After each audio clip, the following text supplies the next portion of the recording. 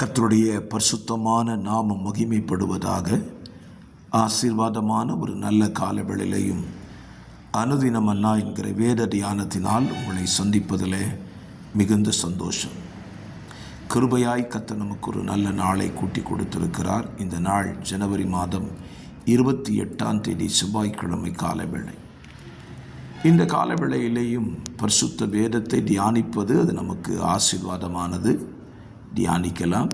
யாத்திராகமம் 5ஆம் அதிகாரம். இந்த அதிகாரத்தில் 23 வசனங்கள் உள்ளடக்கி இருக்கிறதை நீங்கள் காண முடியும்.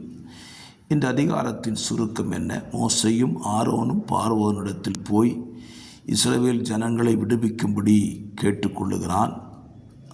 பார்வோன் அதை மறுத்து, நீங்கள் சோம்பலாய் இருக்கிறதினால் கர்த்தருக்கு பலியிட வேண்டும் என்று சொல்லுகிறீர்கள் என்று சொல்லி செங்கல் அறுப்பதற்கு அவர்களுக்கு கொடுத்த வைக்கோலை கொடாமல் நிறுத்தி, அவர்களே தாளடிகளை சேர்த்து செங்கல் அறுக்க வேண்டும், அதனுடைய எண்ணிக்கை குறையக்கூடாது என்று சொல்லி அவர்களை மிகவும் உபத்திரவப்படுத்த தொடங்குகிறான்.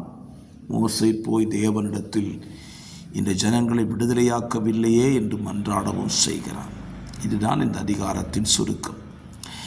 இந்த அதிகாரத்தில் நம்முடைய தியானத்திற்காக இந்த காலவேளையிலே 3ஆம் வசனத்தை வாசிக்கிறேன். அப்பொழுது அவர்கள், எபிரேயருடைய தேவன் எங்களை சந்தித்தார்.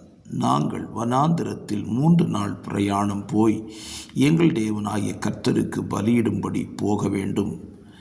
போகாதிருந்தால் அவர் கொள்ளை நோயும் பட்டயமும் எங்கள் மேல் வரப்பண்ணுவார் என்றார்கள்.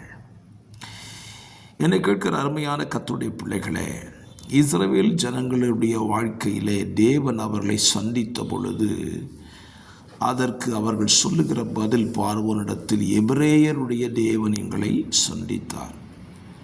அதனால நாங்கள் என்ன செய்ய போகிறோம்? நாங்கள் வனாந்திரத்தில் 3 நாள் பிரயாணம் போய் எங்கள் தேவனாகிய கர்த்தருக்கு பலியிட போக விட வேண்டும் என்று கேட்டுக்கொள்ளுகிறார்கள். என்னை கேட்கிற அருமையான கர்த்தருடைய பிள்ளைகளே, ஏன் வனாந்திரத்தில் போய் பலியிட வேண்டும்? பார்வோனுடைய கூற்றை பிந்தின அதிகாரத்தில் நீங்கள் வாசிக்க முடியும்.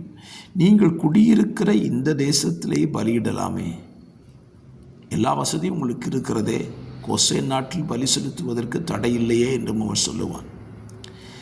இன்றைக்கு நம்மிலே பலருடைய மனநிலையும் அப்படி ஆகிவிட்டது. கொரோனா காலத்துக்கு பின்பாக மனநிலை எப்படி ஆகிவிட்டது? வீட்டிலே இருந்து பாட்டு பாடி துதிச்ச ஆண்டவர் என்ன கேட்காமையா போயிடுவார்? கொரோனா காலத்தில் நம்ம ஆலயத்துக்காக போகணும், ஆன்லைனில் தானே சர்வீஸ் அட்டன் பண்ணணும் என்று சொல்லி இன்றைக்கு நம்மை நாமே தேற்றிக் கொள்ளுகிறோம். ஒரு காரியத்தை உங்களுக்கு சொல்லுவேன்.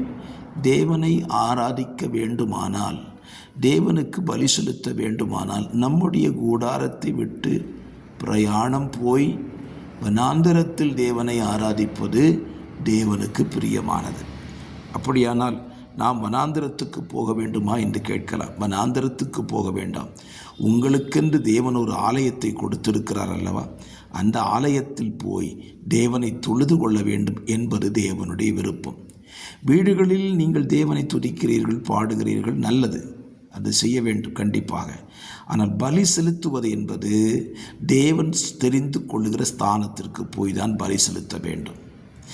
இங்கே ஆண்டவர் ஜனங்களுக்கு சொல்லும்போது அவர்கள் சொல்லுகிறார்கள், அப்படி நாங்கள் தேவனை ஆராதிக்க போகாதிருந்தால், ஆலய ஆராதனைக்கு நீங்கள் போகாமல் இருந்தீங்கன்னா, இப்படி நான் சொல்கிறேன்னு வச்சுக்கோங்களேன், ஞாயிற்றுக்கிழமை ஆராதனைக்கு நீங்கள் வராமல் இருந்தீங்கன்னா கர்த்தர் உங்கள் மேலே கொள்ளை நோயும் பட்டயமும் வரப்பண்ணுவார் என்றார்கள் என்று இஸ்ரவேல் ஜனங்கள் சொல்லியிருக்கிறார்கள்.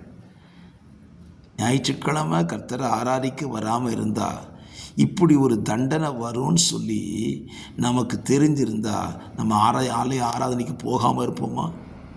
அவங்க சொல்கிறாங்க பாருங்க, நீங்கள் எனக்கு இந்த காரியத்தை செய்யலைன்னா கர்த்தர் எங்கள் மேலே கொள்ளை நோயும் பட்டயத்தை வரப்பண்ணுவார்.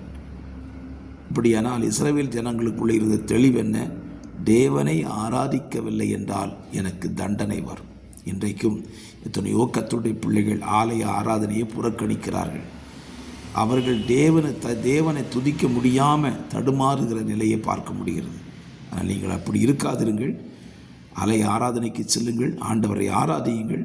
அது உங்கள் வாழ்க்கையில் மிகுந்த ஆசீர்வாதமாக இருக்கும் என்பதில் ஆகவே இந்த காலவெளியில் ஒரு நல்ல தீர்மானத்தை உங்கள் வாழ்க்கையில் எடுத்துக்கொள்ளுங்கள்.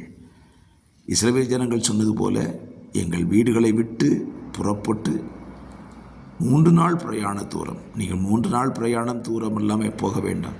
ஒரு 3 கிலோமீட்டர் அல்லது 2 கிலோமீட்டர் தூரமாவது பயணம் செய்து உங்களுக்குன்னு கொடுக்கப்பட்ட ஒரு ஆலயம் இருக்கும் அல்லவா, அந்த ஆலயத்தில் போய் தேவனை ஆராதிக்க மறந்து விடாதிருங்கள். வாரத்தில் ஒரு நாள் தான் ஆலய ஆராதனைக்கு வருகிறோம். மற்ற நாட்களெல்லாம் நம்முடைய வேலைகளுக்கு சென்று விடுகிறோம். அந்த ஒரு நாளாவது பூரணமாய் ஆண்டவருக்கு ஒப்பு கொடுக்கும்படி பார்த்து கொள்ளுங்கள். ஜெபிக்கலாமா? பரிசுத்த பிதாவே, இந்த காலவெளியிலே தியானித்த நல்ல வார்த்தையின்படி நாங்கள் எங்கள் தேவனை ஆராதிக்க எங்கள் கூடாரங்களை விட்டு புறப்பட்டு போக எங்களுக்கு உதவி செய்யும். வார்த்தையை கேட்கிற பிள்ளைகள் அப்படியே அதை அப்பியாசப்படுத்தட்டும். இயேசுவின் நாமத்தில் ஜெபிக்கிறேன் நல்ல பிதாவே. ஆமென், ஆமென்.